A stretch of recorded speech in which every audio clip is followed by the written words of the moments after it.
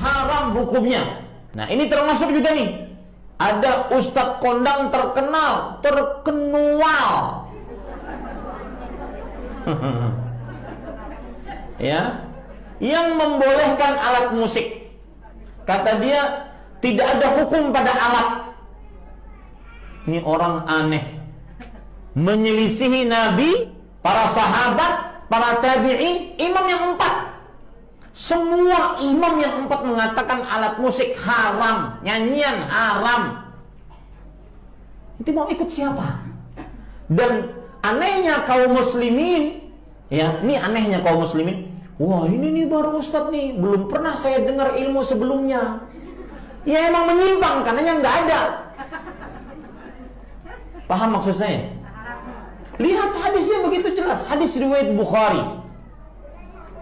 Diriwayatkan oleh Imam Bukhari secara mu'allaq dan disambungkan oleh beliau dalam tempat yang lain. Nabi Muhammad SAW bersabda, la ya'tiyanna aqwamun min ummati la'a'lamanna aqwaman min ummati yastahilluna al-hira wal harir wal khamra wal ma'azif.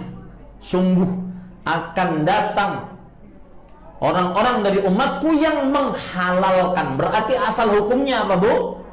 Haram. Ya, menghalalkan al-hira, perzinahan, al-harir, sutra bagi laki-laki, minuman keras, al-khamr, dan alat-alat musik. Ini disepakati oleh para ulama. Bahkan Imam Al-Albani mengatakan, kalau tidak ada hadis tentang pengharaman alat musik kecuali hadis itu sudah cukup. Nah, sekarang ujiannya bagi umat Islam terutama di Indonesia, ada ustadz terkenual mengatakan halal alat musik, tidak ada hukum pada alat. Ini ujian. Mau menerima hadis atau mau menerima pendapat ustadz yang masyhur tersebut? Masyhur.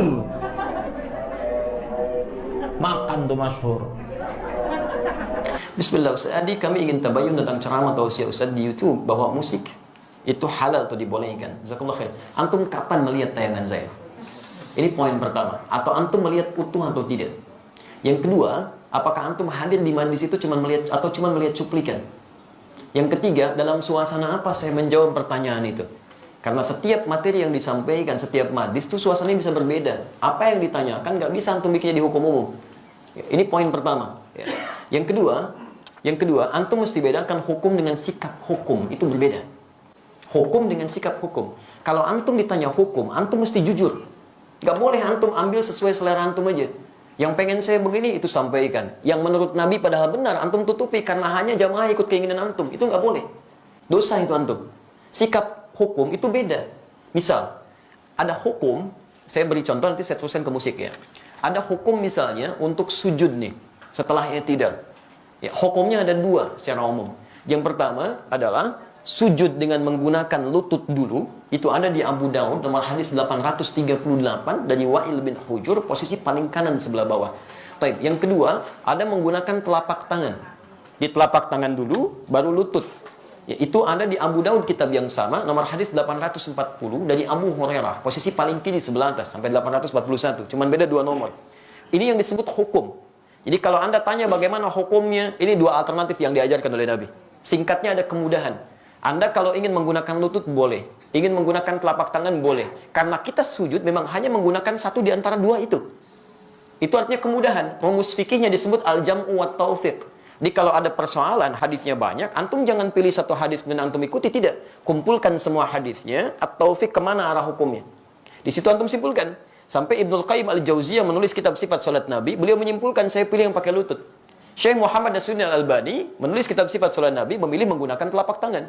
Jadi kalau antum ngajinya menggunakan kitab sifat salat Nabi Syekh Al-Albani, pasti pakai telapak tangan itu. Lihatnya. Kalau antum baca kitab Syekh Ibnul Qayyim al-Jauziyah, Masya Allah akan menggunakan lututnya. Nah, dua-duanya dipraktekkan. Nah, jadi kalau antum menggunakan lutut benar, menggunakan telapak tangan benar, yang salah itu ya menggunakan selain keduanya. Bisa pakai kepala duluan gitu kan? Itu kan keliru. Ya. Dan diantara yang pakai kepala duluan belum apa-apa sudah rame gitu kan? Lihat orang pakai telapak tangan disebut ini salah nih, yang benar pakai ini. Mungkin antum ngambil salah satu aja. Dan yang tidak tepat ketika Anda mengajarkan pakai telapak tangan atau pakai lutut, Anda mengatakan nih yang lain salah nih, yang benar pakai ini. Hadisnya dhaif. Antum berani mendaifkan Syekh Ibnul Qayyim al-Jauziyah, antum siapa? Kan? Antum mengatakan yang pakai telapak tangan salah, antum di mana makamnya Syekh Al-Albani?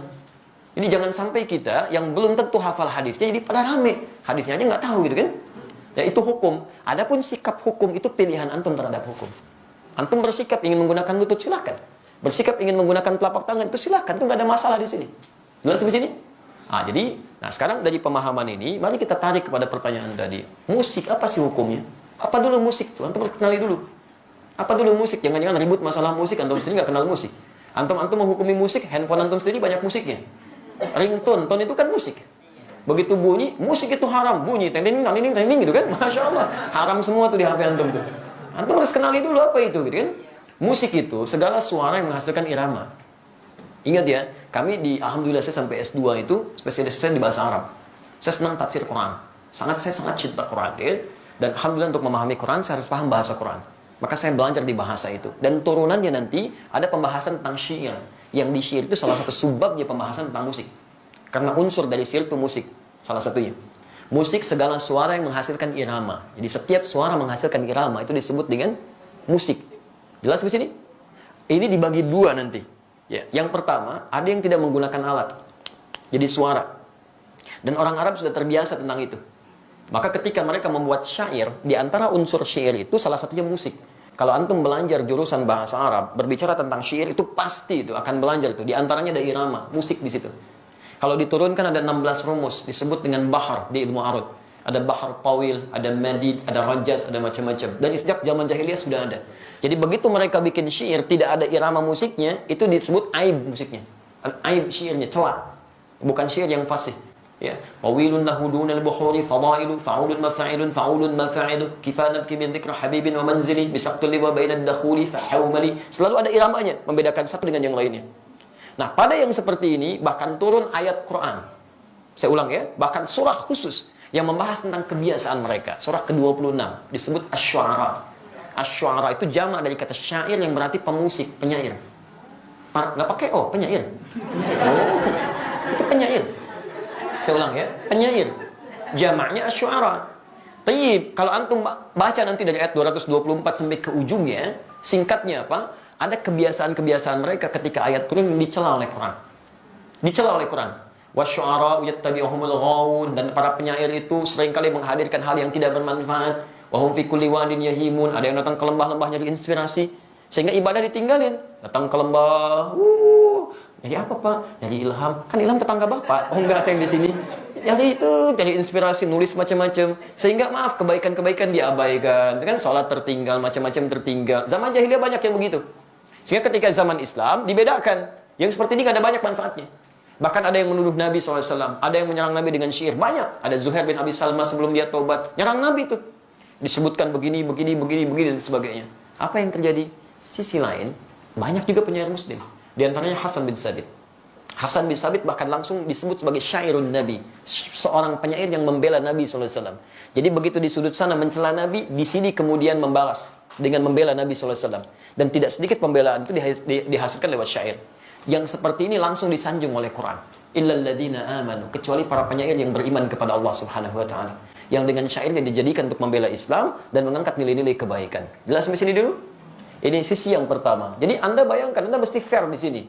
Ada ayat yang mencela keadaan tertentu, ada ayat yang kemudian mengangkat nilai kebaikan di situ. Jelas? Bahkan Nabi SAW pernah kemudian meluruskan ketika seseorang memuji Nabi untuk mengkultuskan. Jangan sebutkan itu, sebutkan yang lain. Dan Nabi SAW ketika pulang dari perang Tabuk pulang, itu disambut dengan syair. Dan beliau diam. Tala'al badru alaina min thaniyatil wada'i, ya wajaba syukru alaina, mada'a lillahi da'i. Dan antum ada yang kemudian membuat dengan musik-musik kasidah itu asalnya kan itu syair. Ya, dari madid rumusnya. Tala'al badru alaina min thaniyatil wada'i wajaba syukru alaina mada'a lillahi da'i. Ada semuanya di situ. Ya. Sampai orang Arab itu jangankan masalah seperti itu, lihat binatang, lihat macam-macam, itu memang itu Masya Allah, itu langsung bisa bikin syair. Refleksnya syair. Itu lihat burung aja, burung bulbul lompat-lompat bikin syair. Al-Asma'i pernah bikin, cuma gara-gara burung bulbul lompat ke dahan-dahan bikin syair. Sautu safiril bulbuli hayyaja qalbi thamini al-ma wa zahma ma zahila dhul muqali fa anta yasridi wa sayyidi wa mawlani fa kam taymuni ghajirin uqalqali qataftuhu min wadatin fi hadha ar-rajuli fa qala la faqad ghada muharmili wal walad wali yawaydani fa qultu la tuwalbili fa bayyinul lu'ali qalat law hina kadha in hadha dhul muqali ka hatan ka kailali tabtabi tabuli. Ada semuanya. Dia bikin itu. Dan dalam suasana membuat itu, Nabi biasa saja. Jadi ketika buruk dicela oleh Nabi, ketika baik didiamkan oleh Nabi. Maka dari sini ulama sepakat dalam persoalan syair, musik yang berasal dari suara. Awas ya, berasal dari suara itu terbagi pada dua bagian. Ada yang dicela sampai tingkat keharaman ketika menjauhkan dari Allah Subhanahu wa taala, membuat diri lalai, makruh dengan kalimat-kalimat yang tidak pantas dan yang haram. Jelas? Tapi kalau yang dimaksudkan kalimat-kalimat kebaikan, sampai Imam Syafi'i punya syair disebut Diwan Asy-Syafi'i, ajakan pada kebaikan, ketaatan di situ, itu dibenarkan oleh para ulama. Tidak ada masalah di situ, yang disebut dengan hukum boleh. Jelas di sini? Jadi pernyataan saya jangan di framing gitu kan, jangan dipotong seakan-akan Ustaz dibolehkan ini. Kata siapa? Saya nggak pernah membolehkan itu. Hukumnya ada di Quran, turun sejarahnya, antum bisa lihat, ini yang tidak boleh, ini yang boleh. Sekarang alat musik. Bagaimana dengan alat-alat musik? Antum bisa perhatikan kalau munculkan hadis-hadisnya, ada yang langsung dicela, bahkan didekatkan dengan zina. Kan? Allah akan datang di masa nanti orang-orang menghalalkan zina, menghalalkan khamar, dan menghalalkan alat-alat musik, gitu kan? Pernah dengar hadisnya? Tayyib, itu apa yang dicela? Hal-hal yang bisa menyesatkan kita pada keburukan, yang menjauhkan dengan Allah Subhanahu wa taala. Bahkan disebutkan oleh Nabi, seruling itu bagian dari panggilan setan, gitu kan? Karena ketika dia digunakan, banyak orang maksiat di situ. Ya, minum khamar, ada yang mabuk-mabukan, ada yang berzina, ada yang macam-macam. Silahkan cek ya, silahkan antum cek. Setiap kali menemukan musik di tempat-tempat yang tidak baik, pasti turunannya maksiat. Itu yang jatuh haram di situ. Haram dan seterusnya. Tapi ada di antara hadis-hadis yang antum pernah lihat, bukankah pernah Nabi SAW datang ke rumahnya Sayyidah Aisyah? Tapi apa yang terjadi? Rupanya di situ sedang ada pesta yang diadakan oleh Sayyidah Aisyah. Sedang bergembira. Tiba-tiba ada dua di antara khadimahnya sedang bermain gendang gitu kan? Baik, tobul. Dia sedang kemudian bersyair. Datang Abu Bakar. Ketika Abu Bakar datang dikatakan, Abi mazmuri syaitani fi baitin Nabi sallallahu alaihi wasallam. Ini yang setan ada di rumah Nabi. Kata Nabi, biarkan daha ya Abu Bakar. Falikulli ummatin 'id. Karena setiap orang, setiap umat punya hari rayanya. Biarkan aja katanya. Jadi ada yang dibiarkan oleh Nabi, ada yang tidak diperkenankan. Tapi pembiaran Nabi itu juga bukan menjadikan Nabi fokus kepadanya. Nabi nggak fokus. Nabi nggak pernah misalnya pikirin itu, nggak pernah nikmati itu. Jadi beliau biarkan, tapi beliau nggak mencela. Jelas di sini? Ini menunjukkan bahwa pada hakikatnya Nabi tidak mengutamakan tentang musik itu. Yang walaupun itu dibenarkan sebagian yang tadi itu. Tapi kemudian beliau tidak hindarkan karena dikhawatirkan nanti umatnya malah fokus kepada hal demikian. Jadi ada yang dibenarkan oleh Nabi, tidak seketika dilarang dalam sifat-sifat yang seperti tadi. Adapun yang tadi alat musik yang lain, yang digunakan pada sesuatu yang maksiat, yang tidak baik, itu yang dihukumi haram oleh agama. Dan pada hakikatnya alat itu nggak ada hukumnya. Alat benda nggak ada hukumnya. Saya mau tanya apa hukumnya golok? Apa hukumnya pisau? Nah, antum belajar usul fikih dulu. Hukum itu tidak melekat pada benda. Hukum itu melekat pada amalan. Ingat, pada amal, bukan pada benda. Golok digunakan untuk apa? Kalau digunakan untuk sembelih hewan korban, maka hukumnya dia halal. Tapi kalau digunakan untuk, nah ini poinnya. Misal, ancam orang, bunuh orang. Saya kemarin ke Bali, Masya Allah. Ya. Begitu turun dari rumah makan, ada seorang, Ustaz, mohon Ustaz untuk makan hari ini aja, untuk makan hari ini aja. Tapi yang dipegang, golok, kemudian pisau, ditutup, bagi dihadapan ke kita. Begini Ustaz, tolong untuk makan hari ini. Masya Allah. Itu luar biasa kan? Itu luar biasa. Dia meminta dengan cara yang tidak elok gitu kan? Walaupun kita paham maksud dia butuh sesuatu. Tapi dia katakan, ini loh pisau saya. Ini golok saya gitu kan? Itu nggak boleh yang seperti itu. Haram hukumnya golok digunakan demikian. Jelas ya? Baik, jadi teman-teman, ketika saya ditanya hukum, saya jelaskan inilah hukumnya begini. Tapi kalau Anda tanya saya, apa sikap hukum saya? Kalau saya menjauhi itu. Saya jauhi gitu kan. Saya tinggalkan, saya jauhi. Sekalipun saya paham teorinya. Dan dari situ saya paham, orang barat mengambil rumus-rumus musik dari situ. Saya sampai hafal. Hafal saya rumus gitar, rumus piano, saya hafal. Karena mereka ngambil dari situ, saya pelajari itu. Tapi saya nggak pernah main begituan. Apakah kalau kita menghafal sesuatu, kalau tas disebut saya membolehkan? Belum tentu.